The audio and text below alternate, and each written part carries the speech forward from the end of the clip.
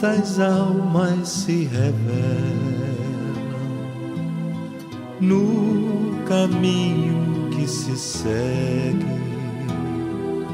quanta alegria em tantos lábios que pedem,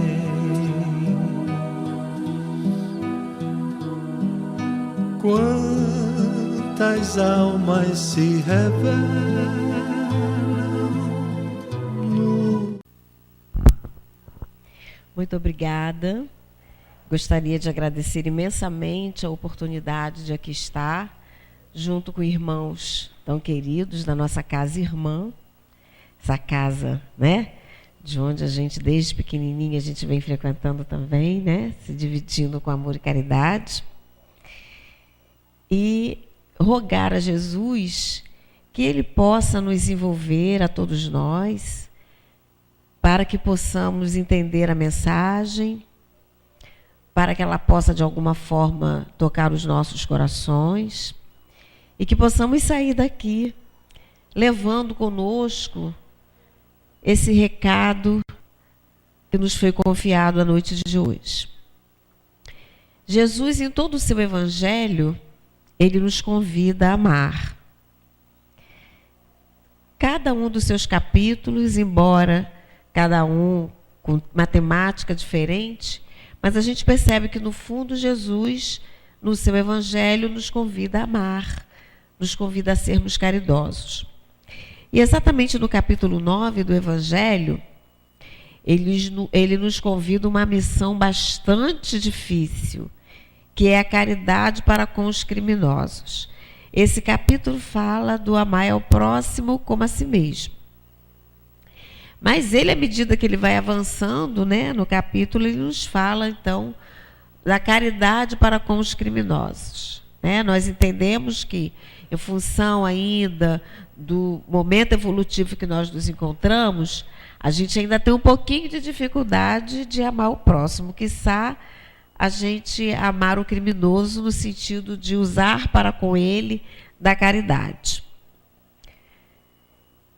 No sentido vulgar, né, o que é crime? Crime é um ato que viola uma norma normal. E no sentido formal, crime é uma violação da lei penal.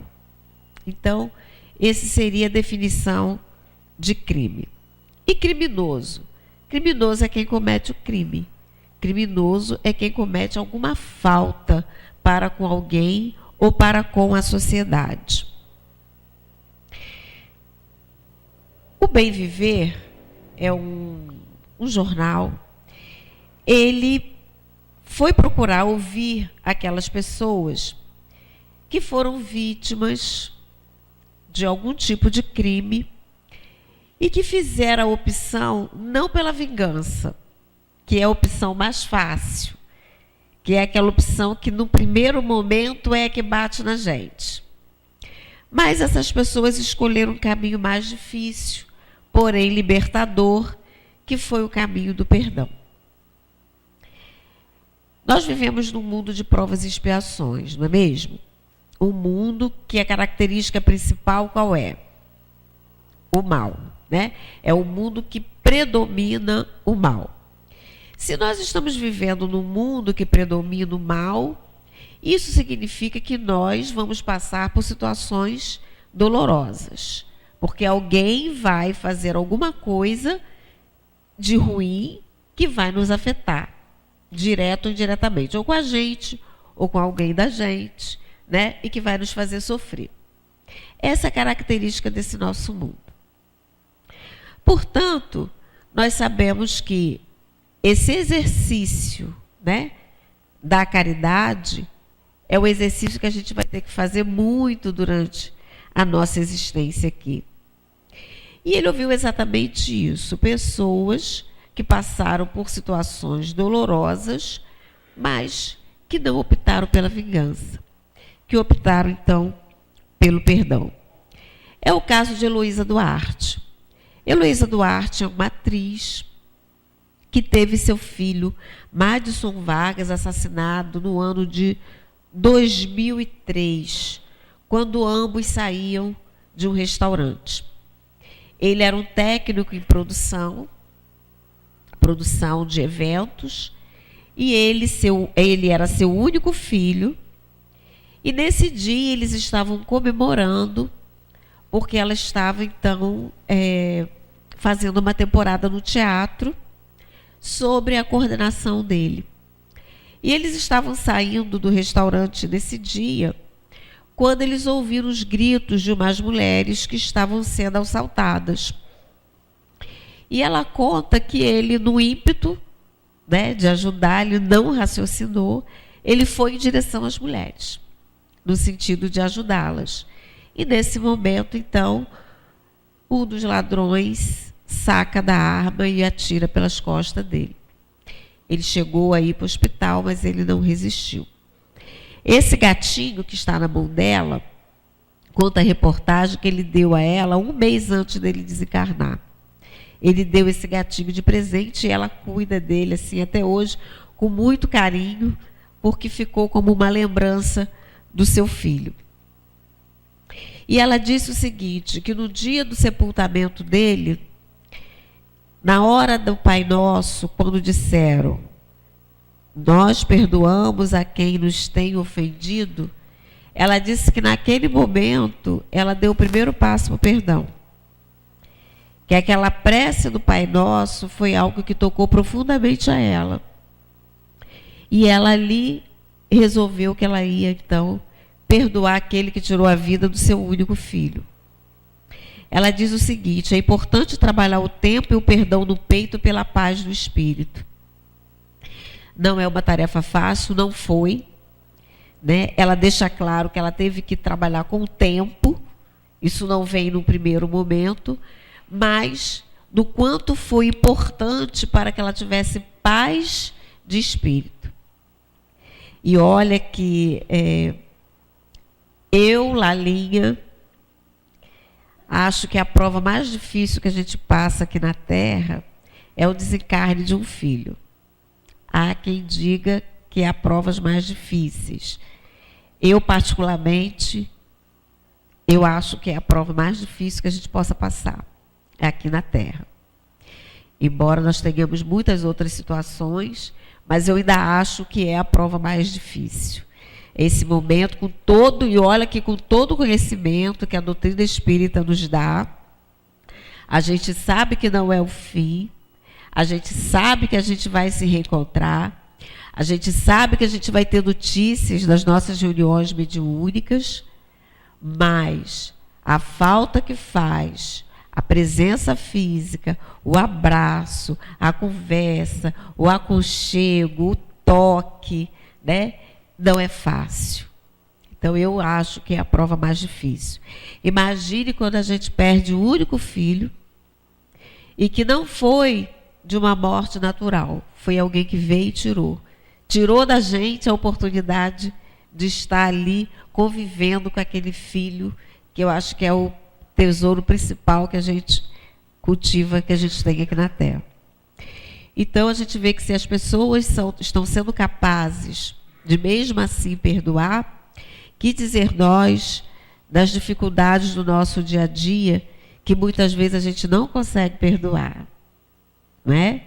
Da nossa convivência, da nossa vida de relação, as pessoas que estão conosco, que por muito menos nós não somos capazes, né, de conceder o perdão. É o caso também da Jocélia Brandão. A Jocélia Brandão é uma socióloga e ela perde sua filha no ano de 1992, a Miriam Brandão. Não sei se vocês lembram desse caso. A menina tinha 5 anos de idade e ela foi pega dentro de casa por intermédio de uma pessoa que trabalhava para a família. A menina foi sequestrada, foi levada. Depois de 15 dias, a polícia conseguiu chegar até o cativeiro e, chegando lá, não encontraram a pequena Miriam Brandão mais com vida. Como a menina chorava muito, pedindo pela mãe, Eles, então, desmaiaram ela com éter, depois esquartejaram o corpinho dela e colocaram fogo. Então, a mãe diz que quando soube, ela disse, não, mas eu quero ver o que ficou da minha filha. E ela disse que encontrou um dedinho, um ossinho, e assim se foi a sua filha.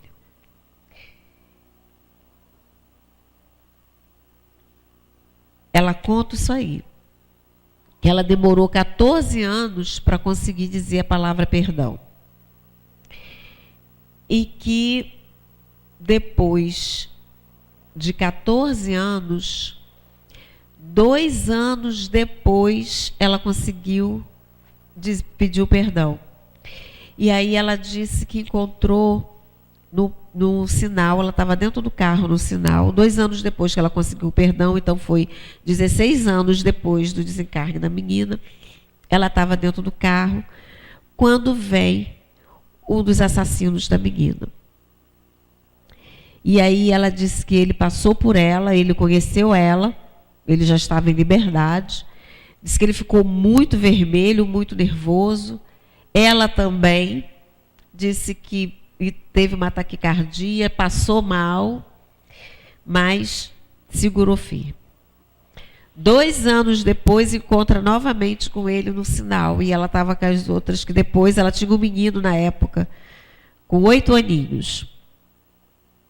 E aí depois ela engravidou de novo, teve mais 2 filhas. E ela disse que estava dentro do carro com as 2 filhas, quando novamente, eis que vem, né, o assassino da filha dela. E ela disse que pediu para as meninas abaixarem a cabeça, enquanto ele passava. Mas ela disse que nesse momento ela já não mais teve o mal-estar que ela teve no primeiro momento, no primeiro encontro. Ela disse que passou, ela abaixou a cabeça, mas que ela não sentiu aquela taquicardia, aquele mal-estar. E aí falou para as filhas que quem havia passado tinha sido o rapaz que havia matado a irmã deles. Então ela diz que nesse primeiro momento ela não conseguiu ter ódio nem rancor, mas não conseguia falar, não conseguia perdoar. E não é difícil de nós entendermos, né? Porque a dor realmente é muito grande.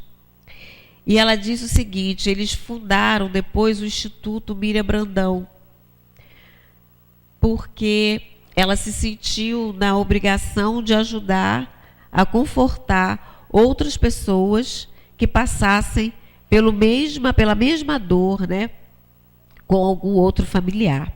E ela diz assim, me sinto na obrigação de amenizar o sofrimento alheio. Quero ser a pessoa que se importa com o outro e com os seus momentos mais difíceis. Então, ela procurou, na dor dela, amenizar a dor dela, ajudando a amenizar a dor dos outros. Então, só que ela disse que queria mais do que isso. Queria, junto à sociedade, fazer um trabalho no sentido de prevenir, de evitar que situações como essas acontecessem com outras pessoas. Então, trabalhar contra a violência. E ela diz o seguinte, ela diz que ela o perdoou, mas que ela não era obrigada a gostar deles. Então, perdoar não significa que ela estava aprovando ou que ela não quisesse que eles ficassem presos, muito pelo contrário. Numa entrevista, ela diz, no primeiro momento, ela diz assim, no primeiro momento, eu era a favor da pena de morte, porque eu achava que eles tinham que ir à morte. Depois eu fui administrando essa dor e fui entendendo que esse não seria o recurso, mas que pelo menos eles cumprissem a pena.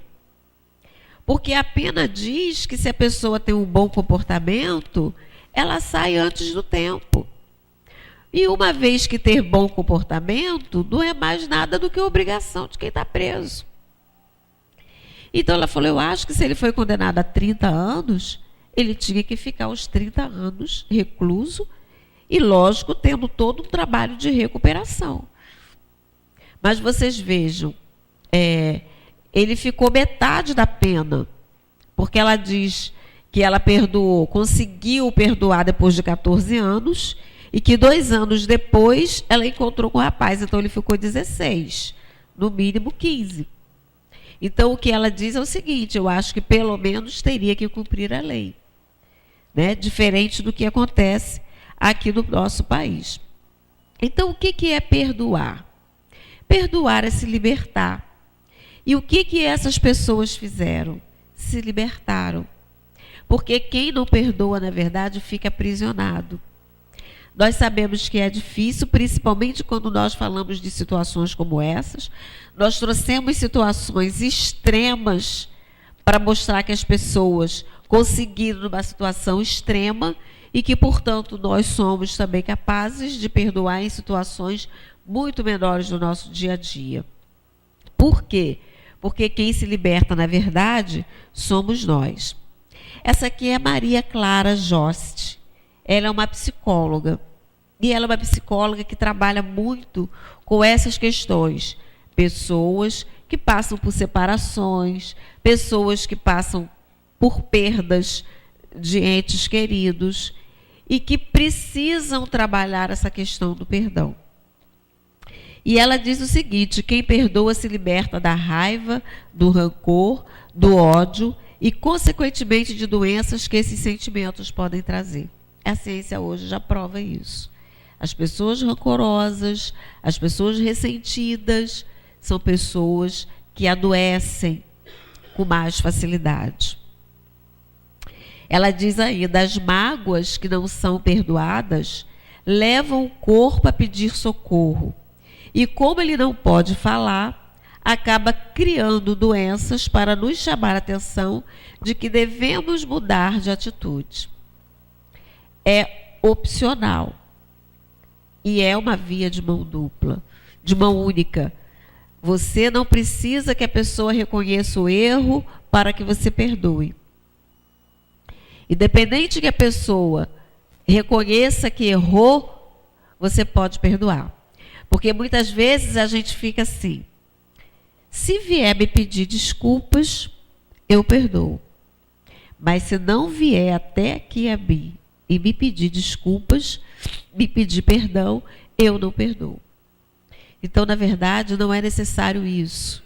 Independente da pessoa reconhecer o erro ou não, eu devo perdoar, porque perdoar é uma questão de saúde mental, espiritual e física.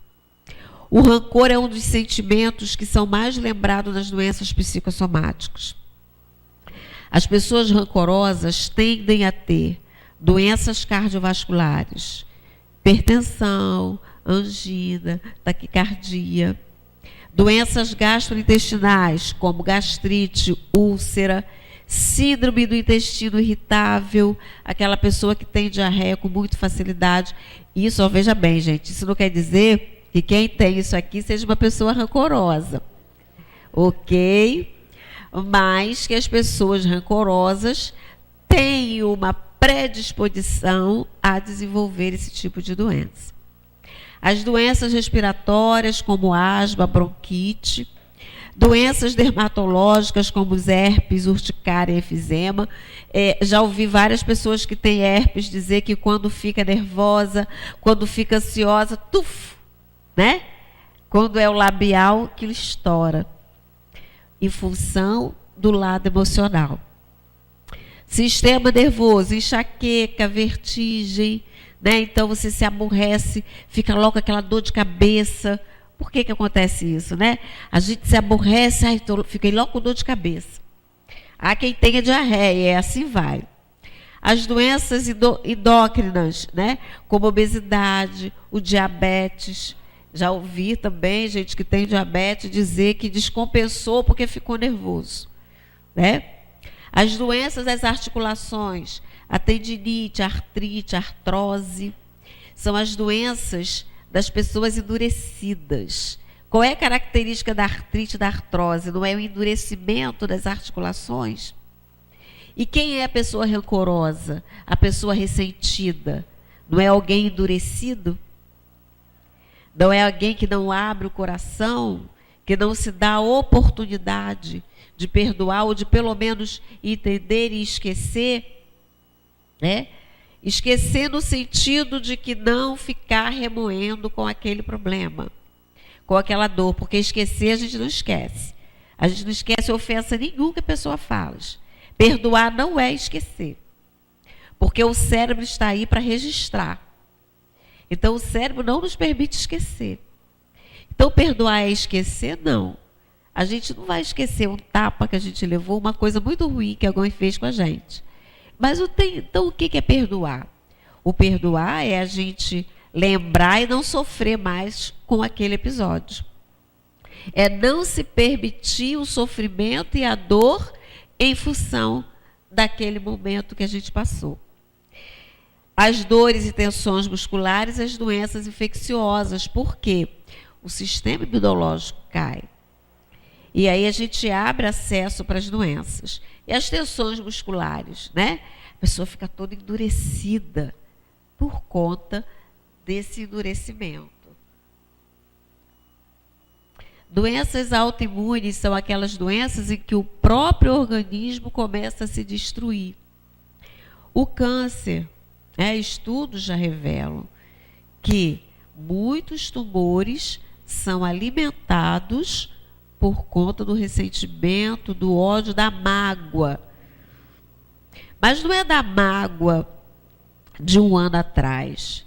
Há pessoas que guardam uma mágoa, há pessoas que convivem com o outro e convivem numa relação doentia, da qual elas não conseguem melhorar e não conseguem se libertar dessa relação.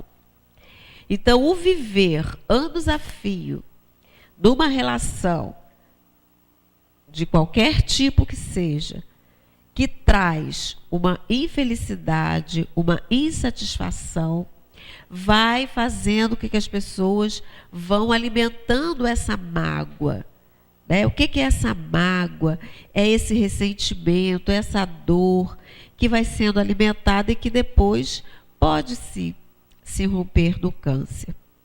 Assim como os transtornos mentais e comportamentais. Então, segundo Shakespeare, guardar ressentimento é como tomar veneno e esperar que a outra pessoa morra. Não é? Gostei muito dessa frase dele. Porque é mais ou menos assim. A gente fica aguardando, achando que é o outro que vai se estrepar porque ele está fazendo aquilo com a gente. Mas no final das contas, quem se estrepa, quem se dá mal é a gente, que está ali, remoendo com aquela dor, com aquele ressentimento dentro da gente o tempo todo. Moisés Grossman é um psicanalista. E ele tem esse livro, A Arte de Perdoar, e ele diz isso: não se perdoa o ato, se perdoa sim a pessoa que o praticou. Então, assim, são alguns conceitos, algumas ideias que é interessante que fique claro para que a gente possa facilitar esse processo. Porque às vezes a gente pensa que a gente está perdoando, aceitando aquilo que o outro fez. Não. A gente não está aceitando, entendendo e perdoando o ato errado, mas sim a pessoa que cometeu aquele ato. É comum às vezes a gente dizer: mas você é uma pessoa egoísta, você é uma pessoa irritada, e muitas vezes o que a gente deve dizer? Você cometeu o ato de irritação, você foi intolerante naquele momento, porque quando a gente diz assim, mas você é uma pessoa assim, a gente está taxando, principalmente quando a gente faz isso com criança. Não é mesmo? Que a gente diz, você é assim. Você é uma pessoa que não tem paciência, você é uma questão mental. A gente diz, você não aprende isso. Você é uma pessoa ignorante. Então, o que acontece? A pessoa assimila, a criança principalmente. Ela assimila de que eu sou mesmo. Você é uma pessoa que não tem paciência com nada. Então, eu não tenho paciência mesmo com nada, também não vou ter mesmo. Porque eu sei que eu sou assim mesmo. Então, você cometeu, você foi, naquele momento você foi impaciente. Mesmo a gente até sabendo que a pessoa seja mesmo. Mas a gente diz, olha, você foi errado naquele momento. Você foi infeliz naquele momento, você foi impaciente naquele momento. Mas não a gente preconizar que a pessoa é assim. E ele diz: o perdão é um jeito de continuar vivendo. Porque as pessoas ficam realmente aprisionadas. A gente, nas reuniões mediúnicas, como a gente atende irmãos que não conseguiram continuar vivendo? Porque foram irmãos que passaram por momentos muito dolorosos em alguma fase da vida delas e que elas não foram capazes de perdoar. Então, se hoje elas estão na condição do que a gente chama de obsessor, que na verdade o obsessor é alguém que sofre muito. O obsessor é alguém que traz um sofrimento muito grande. Porque a gente sabe que não houve vítima, não há vítimas, mas ele passou por uma dor tão grande lá atrás que ele não conseguiu perdoar. E por isso ele está aqui andando atrás daquele que cometeu aquela dor profunda para que ele possa fazer a justiça com as próprias mãos. Só que a vingança, ela é insaciável. Você se vinga, a pessoa sofre, você acha que é pouco, você quer mais, e às vezes, ainda aqui na Terra, há aqueles que vivem no sentido de querer se vingar do outro. No sentido de estar acompanhando a decadência e estar torcendo pela decadência do outro. E no mundo espiritual não é diferente. Então, a gente está sempre recebendo, essa semana nós recebemos um irmão que ele estava envolvido com uma família inteira. Uma família inteira sofrendo de depressão. Todos tentando suicídio. Pai, mãe, filho, neto, todos. Com uma depressão profunda. E ao chegar na reunião, ele diz que não adiantava rezar. Não adiantava botar o nome. Porque ele ia acabar com todos eles. Ia fazer com que todos voltassem ao plano espiritual. Porque aquelas pessoas deviam muito a ele. E aí fomos conversando, ele saiu um pouco sonolento, mas não muito convencido. E ao falarmos com ele que o perdão talvez para ele fosse difícil, mas que ele seguisse a vida dele, continuasse vivendo, cuidasse dele, porque a justiça divina ia cuidar daquelas pessoas, ele falou: você fala isso porque é muito fácil você falar. Você não tem ideia do que eu passei. E a gente tem relatos, né? A gente conversa com irmãos lá do tempo da escravidão, que ainda hoje estão aí, em busca daquelas pessoas que lhes causaram sofrimento. Então a gente vê quantos anos de sofrimento, porque não conseguiram perdoar. Quantos anos que essa ferida está aberta, jorrando sangue, porque não conseguiram perdoar. Por isso que o perdão ele é uma libertação. Você não esquece, mas você consegue seguir adiante. E nós vemos irmãos que realmente não conseguem. E esse disse que ele procurava há muito tempo, mas que as pessoas estavam escondidas porque estão com um novo corpo, não é assim? Ele conviveu com aquelas pessoas quando elas tinham o outro corpo. Elas desencarnaram e agora elas estão com uma outra roupagem. Então ele demorou para achar. Mas como as nossas vivências e as nossas experiências estão registradas no nosso perispírito, em algum momento conseguem achar. Porque a gente traz, né, todas as nossas experiências, a gente traz registrado tudo de bom, tudo de ruim, tudo aquilo que a gente viveu. Por isso que ele conseguiu identificar, depois de um longo tempo, ele conseguiu identificar todos aqueles que foram envolvidos com ele. Então assim vive quem não consegue perdoar.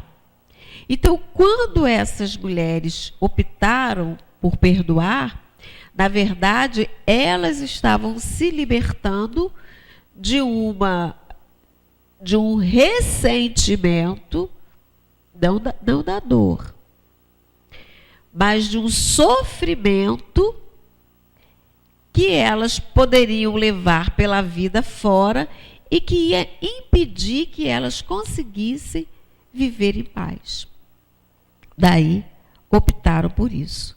Então, quem perdoa sente-se liberto em paz. E quem é perdoado? Muitos mudam completamente a sua vida em função do perdão que lhe foi concedido, porque as pessoas muitas vezes se acham as piores das criaturas. Mas quando vê que alguém foi capaz de perdoar, principalmente numa situação como essa, as pessoas se sentem tocadas de alguma maneira.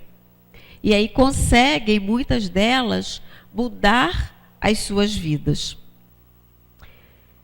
E aí o Evangelho diz assim: eles não conhecem Deus como conheceis. Ou seja, se eles conhecessem, né, tudo que a gente sabe, se eles conhecessem o Evangelho de Jesus, os ensinos de Jesus, eles não cometeriam esses crimes. Então, a primeira coisa que a gente precisa pensar, que eles são pessoas que ignoram. São ignorantes. Porque se conhecessem a lei de causa e efeito, se soubessem da reencarnação, se soubessem as consequências que isso traz para as suas vidas, possivelmente eles teriam um outro tipo de comportamento. Se soubessem qual é a nossa missão aqui na Terra, teriam um outro comportamento. Então, para que nós possamos olhar para essas pessoas e ter a caridade para com elas, é importante que nós lembremos disso. Eles não conhecem Deus como nós conhecemos. E que a caridade sublime ensinada por Jesus consiste também na benevolência concedida sempre e em todas as coisas ao vosso próximo. Nós aprendemos a benevolência, nós aprendemos a ser bons e consiste no ensino de Jesus, que nós devemos ser benevolentes para com todos. E aí a gente fala assim: por que Deus permite que essas coisas aconteçam? Eu acho que a gente em algum momento também a gente fala isso, né? Quando a gente é tomado pela emoção no primeiro momento, a gente fala: mas meu Deus, como é que Deus permite que uma pessoa dessa viva? Quando a gente vê casos de mães que botam filho dentro da lixeirinha, que bota dentro do saco e joga no rio, de pessoas que matam o outro assim a troco de nada. A gente fica pensando: por que Deus permite que isso aconteça?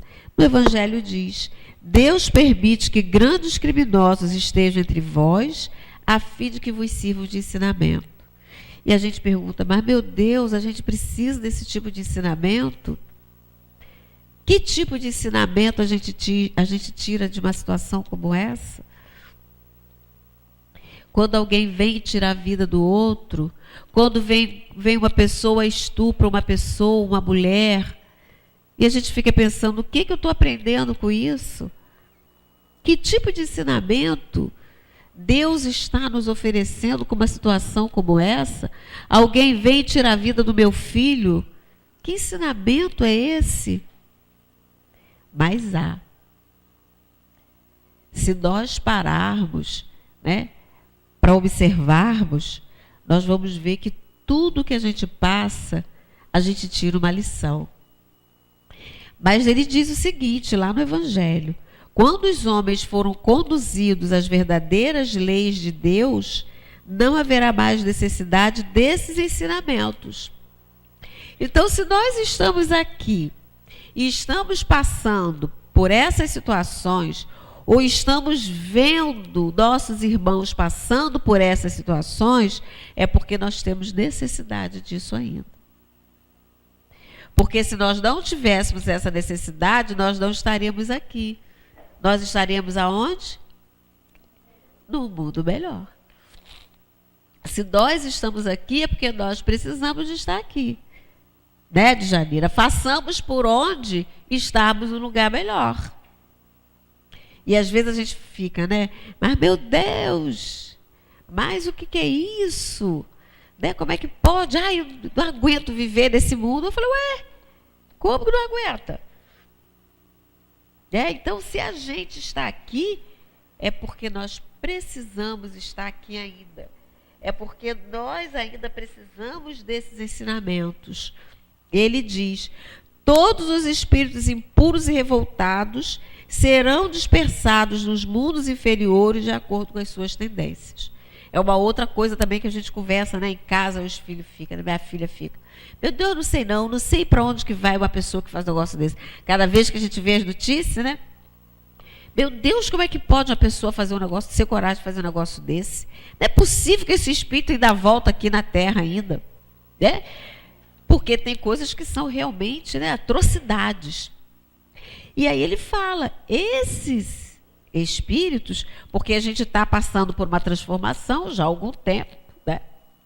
E a gente tem que correr muito atrás, que é para quando se transformar no mundo de regeneração, a gente ir junto, a gente ficar aqui, né, na verdade, quando a Terra se transformar em regeneração, que a gente fique aqui no mundo regenerado, que ainda tem mal, o mundo regenerado ainda tem mal. Não como a Terra, mas ainda há o mal, ainda erramos, mas nós temos a intenção de acertar. Agora, se quando se concretizar a regeneração da Terra, nós não estivermos regenerados, vamos nós no mundo, que é a categoria da maneira com que nós estivermos. Então, esses espíritos depois não vão ficar aqui mais não. Eles vão para onde eles merecerem ficar. E aí o Evangelho diz, podeis orar por eles. Então, uma caridade que a gente pode fazer com os criminosos é orar por eles. Porque a nossa oração em conjunto vai chegar até eles. E vai, em algum momento, vai tocar. O importante é a gente semear, não é isso? Que diz a parábola do semeador. O importante é semear. A gente pode não ver a colheita, mas o importante é a gente semear. É a gente fazer a nossa parte. Então, vamos orar. Vamos orar para a atmosfera da terra, que é coberta por essa nuvem negra, como nos fala, né, as obras de André Luiz, e as recentes obras também nos mostram que há uma névoa que quando eles vêm até a atmosfera da Terra, que tem aquela névoa escura, como se fosse uma nuvem escura de poluição que permeia sobre a Terra, que nós possamos orar para que essa psicosfera se torne mais saudável, para que essas pessoas possam ser tocadas, né? E que não cometa tantos enganos, tantos equívocos. E aí o Evangelho diz, o arrependimento pode tocar-lhe o coração se orardes com fé. Então vamos orar. Vamos orar pelos criminosos. Vamos orar por esses irmãos que ainda transitam, se vangloriam com esses atos, né? Com esses atos tão cruéis. Eles merecem a nossa orientação. E aí o Evangelho pergunta assim, e quando o homem está no perigo de morte, e que a gente sabe que esse homem é uma pessoa infeliz, é um criminoso, e que se ele escapar poderá cometer outros crimes, o que a gente faz? Salva ou não salva uma pessoa como essa? Hein? Mas é de coração ou não é, gente? Salva ou não salva? A gente sabe que é um criminoso que, se sair, vai cometer de novo. Como já teve um caso de um que era um matador em série. Ele mesmo falou, se eu sair, eu vou continuar matando, eu vou matar de novo. Era como se ele fosse uma pessoa Ele era como se ele fosse, não, ele é uma pessoa doente. Mas ele disse que aquilo dele é tão forte que se ele sair, ele vai continuar matando. E aí esse homem está num perigo de vida. E a gente sabe que ele está correndo risco, ele está numa situação que ele pode morrer. Aí a gente olha e faz o quê?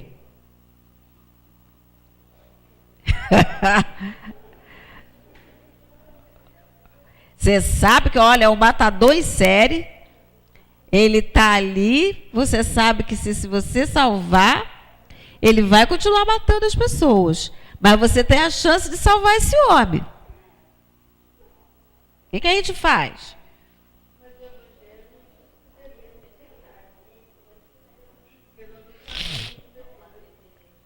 Salva ou não salva o homem, gente? Hã? Não é nem a doença, uma situação que você está vendo que qualquer um de nós pode salvar. Ele está em perigo ali iminente. E você sabe que você puxar, você salva ele. Mas ele é um criminoso, ele já matou umas 10 pessoas. Se ele sair, ele vai continuar matando. Ele está ali com a mão esticada para você dar a mão para puxar. Você puxa ou não puxa? Puxa ou não puxa? Você faz o quê? Puxa?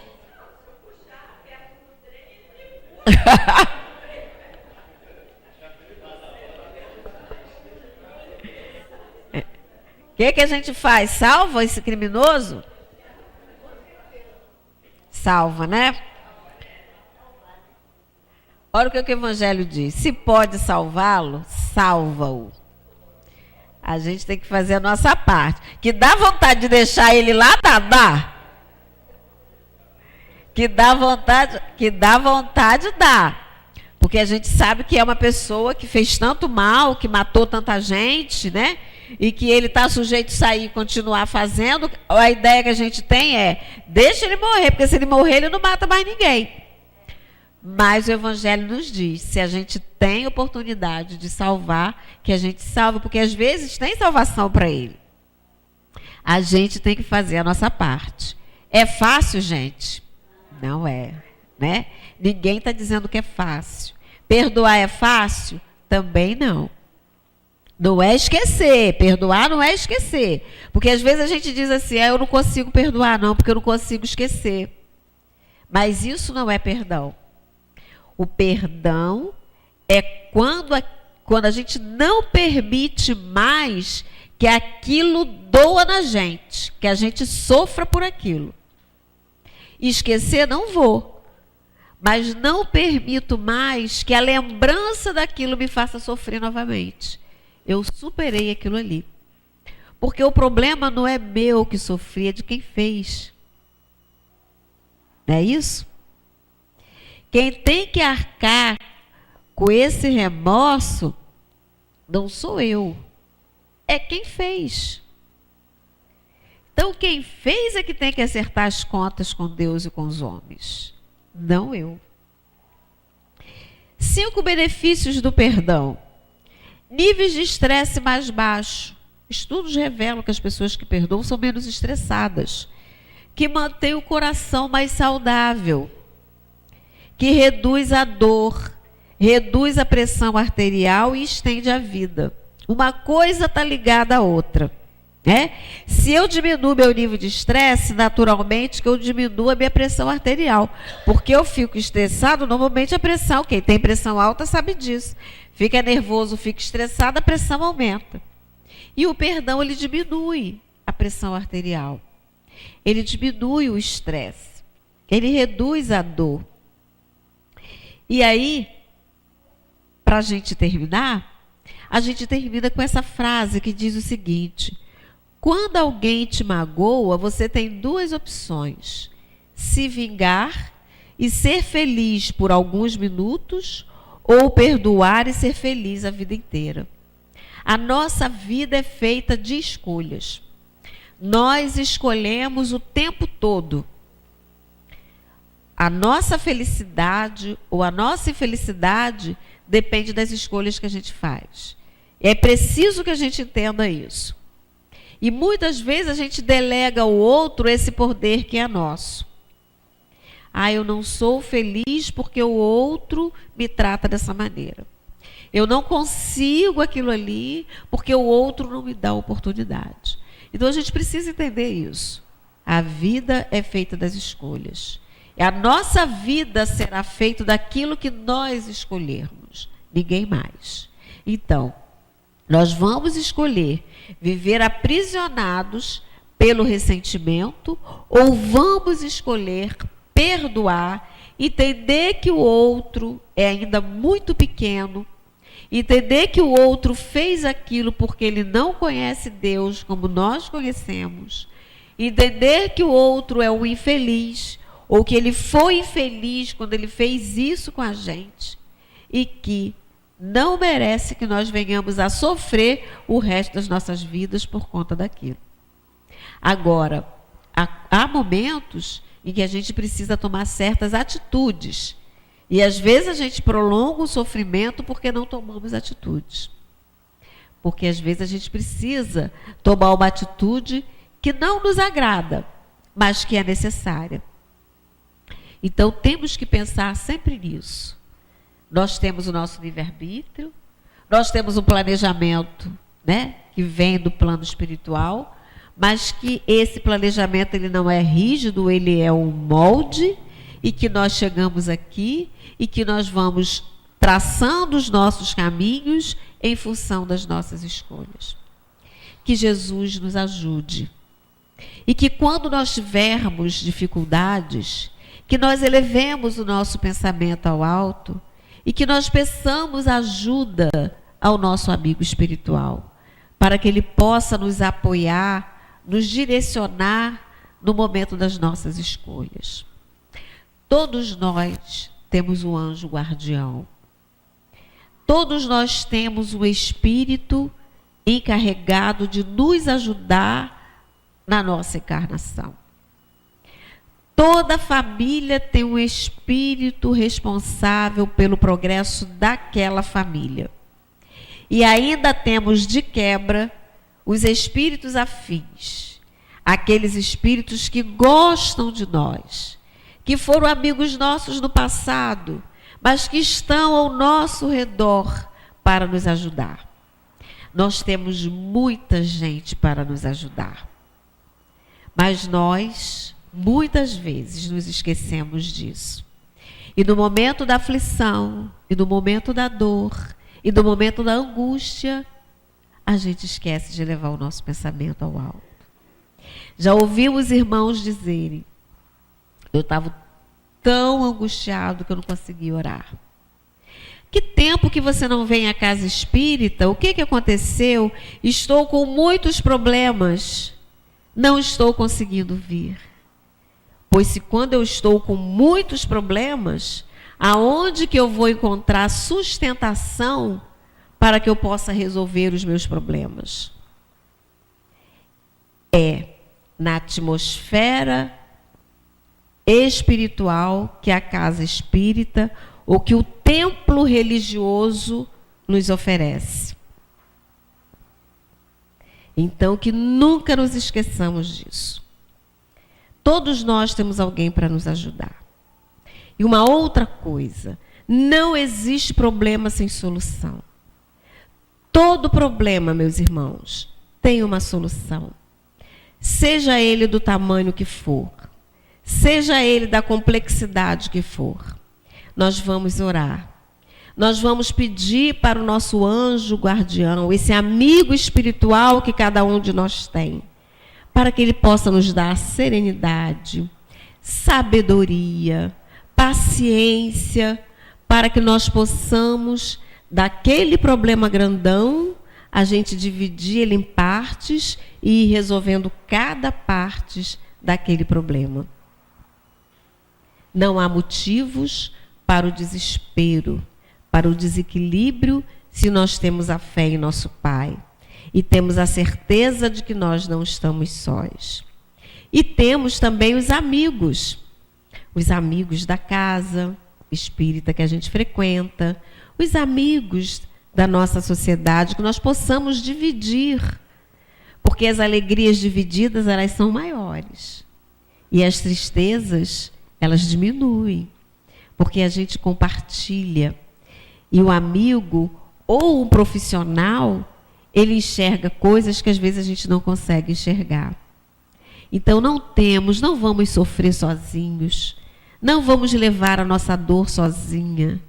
Vamos compartilhar com as pessoas que nós confiamos, com as pessoas que nos amam, com as pessoas que verdadeiramente possam nos ajudar. Mas vamos compartilhar.